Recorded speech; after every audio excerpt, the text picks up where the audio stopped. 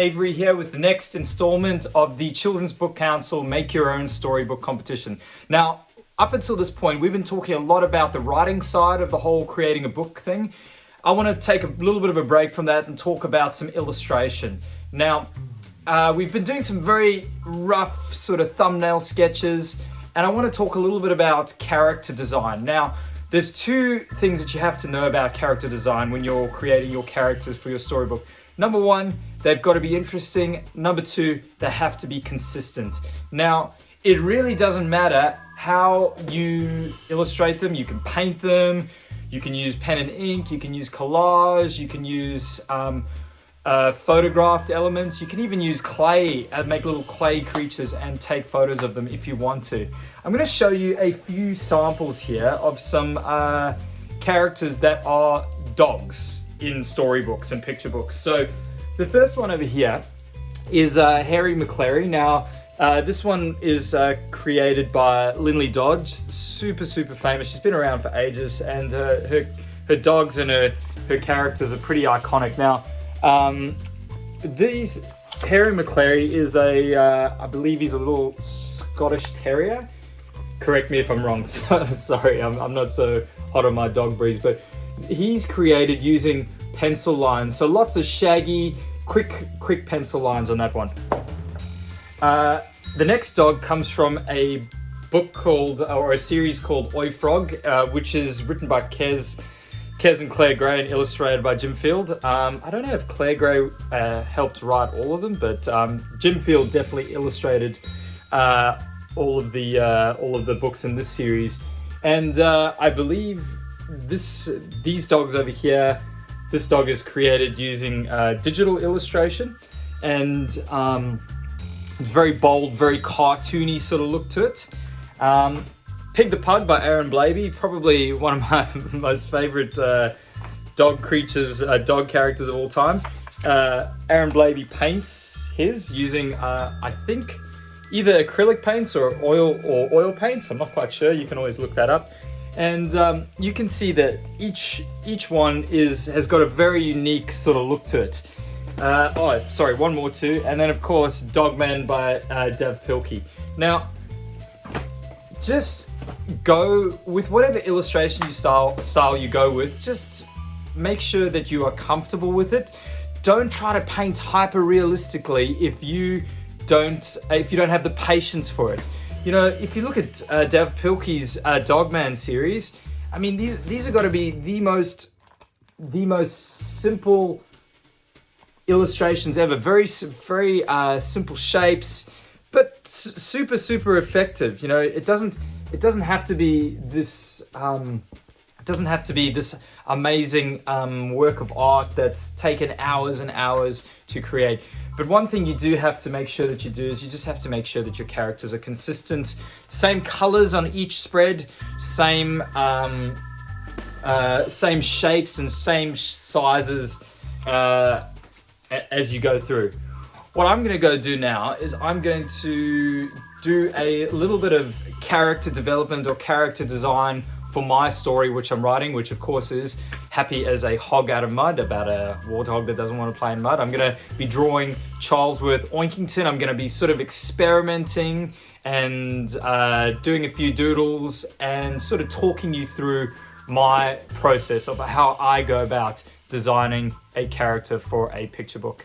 Okay, I'm ready to do my first drafts of my character. Now, my character is a warthog. He's a fancy warthog, so I might have him wearing a bow tie or having a fancy top hat or something, just to make him stand out a little bit more from the other warthogs. What I like to do, if I'm drawing animals, I like to go and get a bunch of reference photos. These are ones that I just printed out from Google. You can see the profile of my animal. That means the side view. You can see it from the front. It's in different positions, so I can see how the legs bend and move. You can see that the legs curve back in a slightly different angle from our legs. Pictures of it sitting in motion, from sort of a sidelong angle, from the rear, sitting down, everything. So that's a pretty comprehensive list over there, and I'm just looking at it now. And I'm thinking about what shapes I can see. Now, a warthog's head, it's kind of quite a square, blocky sort of head that narrows down to almost a point. Obviously, little curvy triangles for tusks and the ears. It's got little sort of high cheekbones. I'm not sure if those are tusks as well. Tails. The tails are long with little chunks of fur on the end of them. And I know this about warthogs, you know, being from South Africa myself, I've seen them quite a few times. I love the way they run. They stick their tails right up in the air, so that's a unique feature of them as well. They've got kind of a bit of a hump over the top of their back and really powerful muscular back legs. So I'm just keeping that all in mind, and I'm just going to draw some really simple shapes with my blue photographic pencil first. You can just use a regular pencil. I like using this one because it doesn't show up in my scanner when I scan my drawings in, and I'm going to use an art line as well, just like a fine liner pen. So let's begin. And I've got quite a cartoony style. My characters are usually quite simple, so that's how I like to illustrate. Alright, let me begin by drawing a bit of a blocky sort of head. I'm going to give him sort of bigger, like googly eyes. My eyeballs tend to face off in different directions, makes my characters look a little wacky. That's just sort of a unique signature style that I have, that I like to do. Maybe he's got his little snout at the front here. He's got his horns coming out, his tusks, other ear. He's got kind of this big head of hair which sort of juts back at the back here. It's got kind of a hump. I'm sort of over exaggerating the features a little bit, and his belly sort of curves in. Doesn't really have a neck. It's like his neck and his head are sort of fused into one, so I want to emphasize that quite a lot. Got a big muscular back leg, and it sort of faces off in a different direction like that. Got his tail poking up. I'm gonna put the other leg behind, and I'm just gonna keep the front really simple. Okay, when I've got my very first rough sketch, then I'm gonna go over it with pen so I can see it. Big eyeballs, poke it off in different directions. I'm doing a sketchy kind of scratchy line to show where his fur is, and his nostrils over here, tusks. Oh yeah, I forgot his bow tie, of course. He's wearing his bow tie. Maybe he's got a little bowler's hat on, or some kind of hat, I imagine, if he's very fancy. Oh, cool. How cool is that? Already I can start to see some of this character of Charlesworth Oinkington coming through. Maybe he's got his eyelids half lidded, like he's a bit bored with the whole situation. Alright, and he's got some of his hair. Maybe his hair, I imagine it's combed down as well, sort of combed down on this side and this side. Oh, goodness, he looks like he's stumbling around a little bit, like he's a bit dizzy. Bit of hair coming up the back. So I imagine that even though Charlie is sophisticated, he can't get away from being like a warthog, like a regular old warthog. So I'm trying to strike up the balance here of him being sort of, I guess, quite sophisticated, but also not losing his warthogginess, if that kind of makes sense. All right, lots of scratchy lines.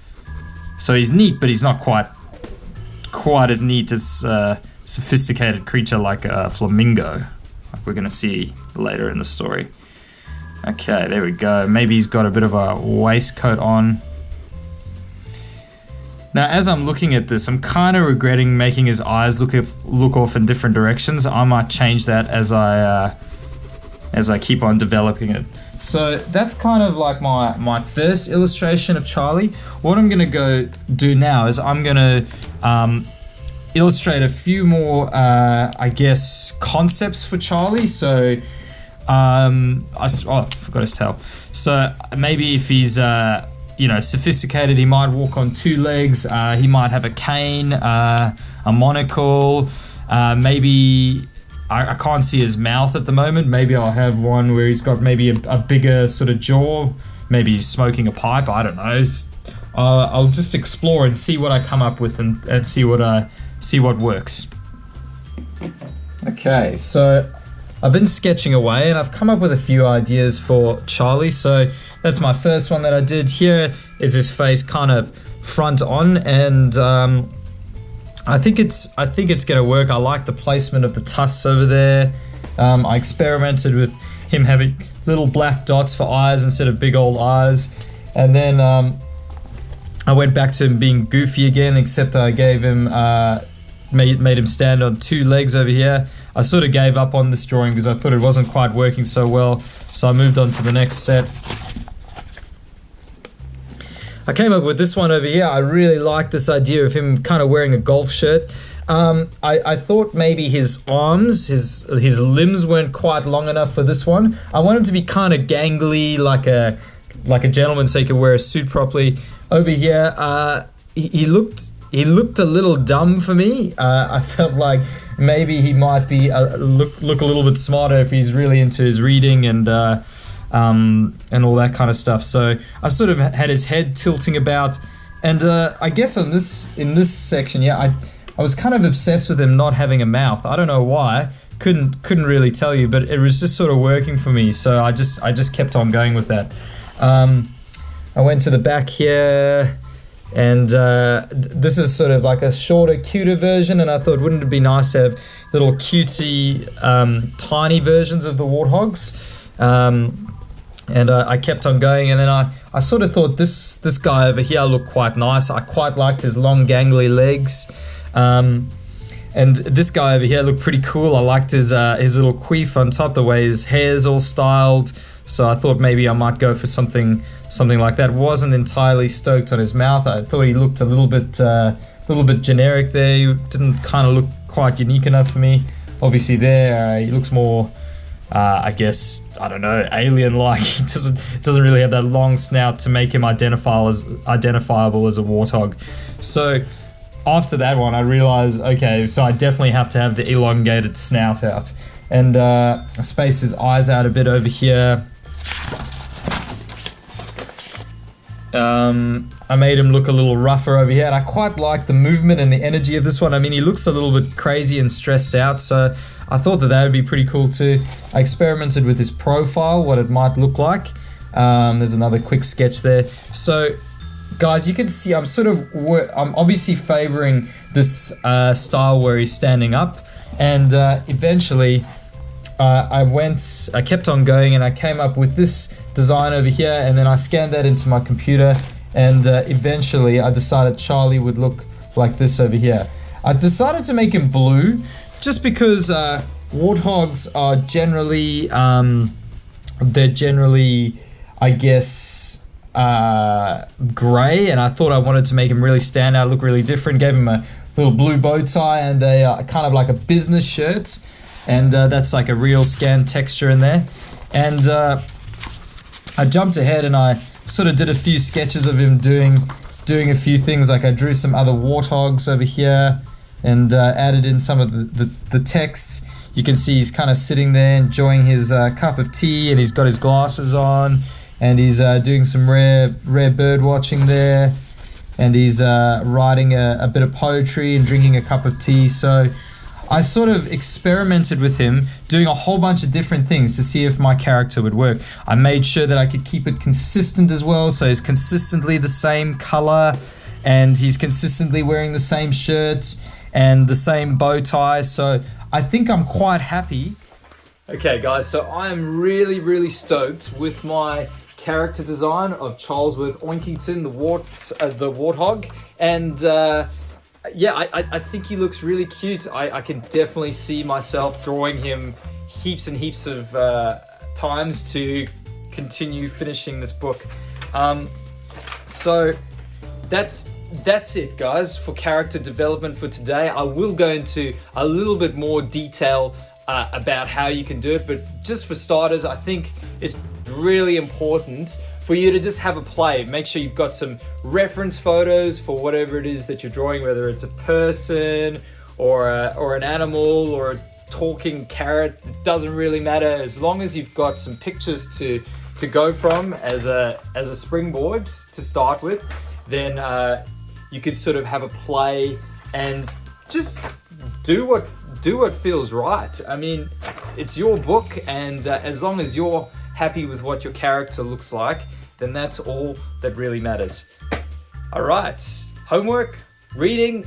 Make sure you check out a whole bunch of different art styles. Look at some pictures online of some some reference pictures for some characters that you might want to draw, and maybe start your character design with a few rough sketches in a sketchbook or on some loose pieces of paper. Happy creating, guys. I will see you all next time.